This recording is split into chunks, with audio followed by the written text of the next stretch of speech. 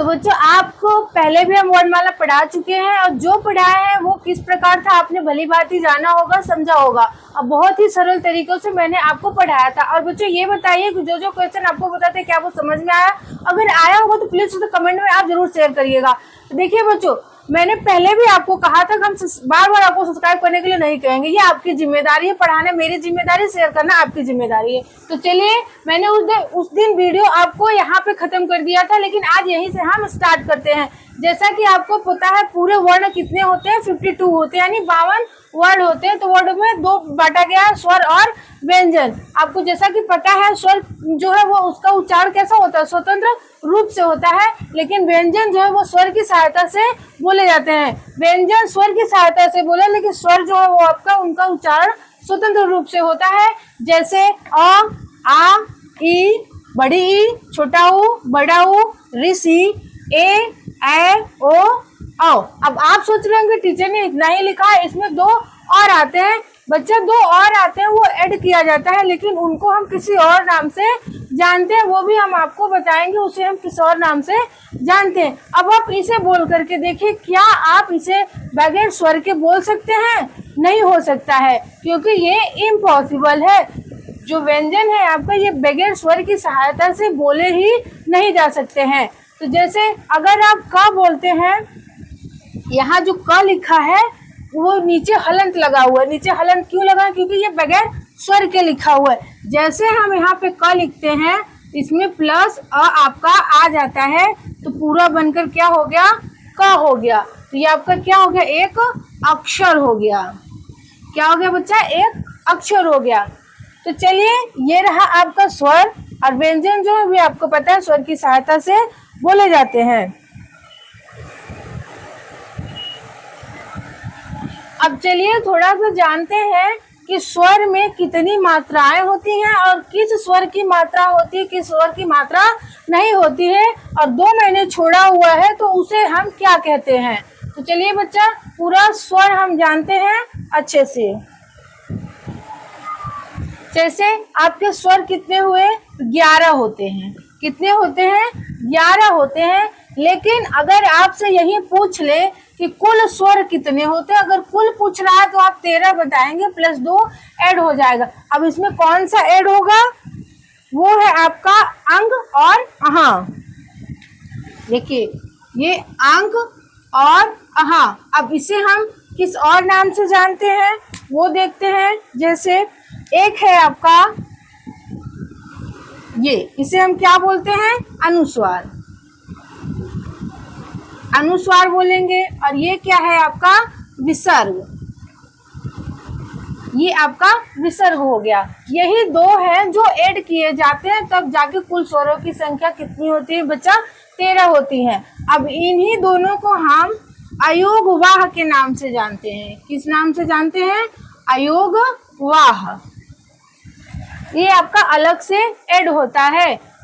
चलिए थोड़ा सा और हम स्वर की मात्राओं के बारे में जानते हैं। जैसा कि आप सबको पता है कि हम अ और आ, देखिए इसमें बोलने में अंतर आता है। जैसे आप आ बोलते हैं, ये कहाँ जोर दे रहा है? आपके जीवा के बीच में आकर के कंठ पे जोर दे रहा है। आप चाहे तो बोल करके बच्चा ट्राई कर सकते हैं। तो आ हो गया, ई, और ये ई बोलते हैं और इसको ई बोलते हैं, यानी ये बोल करके झटके से बोलना है और ये हम तेजी से खींच करके बोलते हैं। जैसे उ, ऊ। अब आ गया ऋषि, ए, ओ,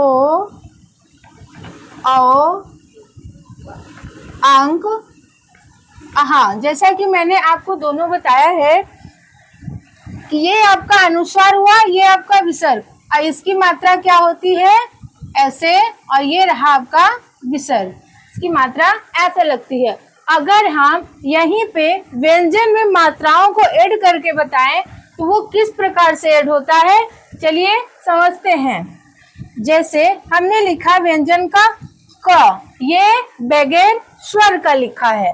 अगर यही हम इसकी कोई मात्रा नहीं होती है बच्चा, अब बच्चा आपका आ, तो क हो गया, अब क पे मात्रा लग गई, का हो गया। अब ये छोटी ई की मात्रा लगेगी, इसको हम की बोलते हैं, और इस पे बड़ी हो गई तो ये की हो गया आपका। अब जैसे हमने इस पे उ की मात्रा लगाई, ये आपका ह्रस्व में आता है तो उसको हम कु करके बोलेंगे, और ये हो गया आपका कु। मतलब इसे हम झटके से बोलते हैं और बड़े को तेजी से खींच करके बोलते हैं। ऋषि, देखिए जो ऋषि की मात्रा है वो इस प्रकार से होती है, लेकिन इसे आप कहीं भी व्याकरण में इसका जिक्र नहीं मिलता है, लेकिन फिर भी हम शब्दों में इसे पढ़ते हैं। मात्रा के तौर पर इसका जिक्र कहीं नहीं मिलेगा, लेकिन हम शब्दों में पढ़ते हैं। जैसे कृषि लिखा हुआ है और पृथ्वी, अगर हम शब्दों में पढ़ते हैं तो इसका मात्राओं में जिक्र होना चाहिए, लेकिन क्यों नहीं है ये आज तक समझ में नहीं आया कि विद्वानों ने इसका मात्रा में जिक्र क्यों नहीं किया है। अब देखिए ये हो गया आपका। अब बचा इसकी भी मात्रा होती है, इसमें कोई मात्रा नहीं है लेकिन इसकी मात्रा होती है। ये हो गई आपकी के और कै। अब ये सब आपका दीर्घ में आता है। कहाँ आता है बच्चा? दीर्घ में आता है। को हो गया क। अब देखिए अनुस्वार लगेगा आपका काम। अब आपका हो गया विसर्ग।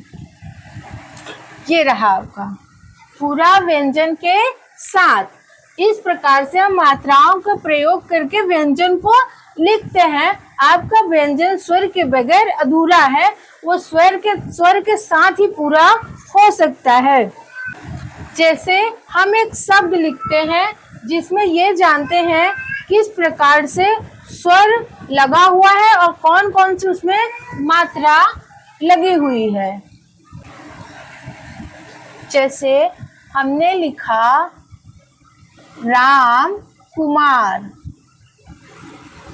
जैसे जब आप छोटे रहे होंगे, मात्राओं का आपको ज्ञान नहीं रहा होगा, तो स्कूल में आपकी टीचर आपको मात्राओं का जब ज्ञान करा रही होगी तो आप पहले सोचिए किस प्रकार से आपने हिंदी पढ़ना सीखा होगा।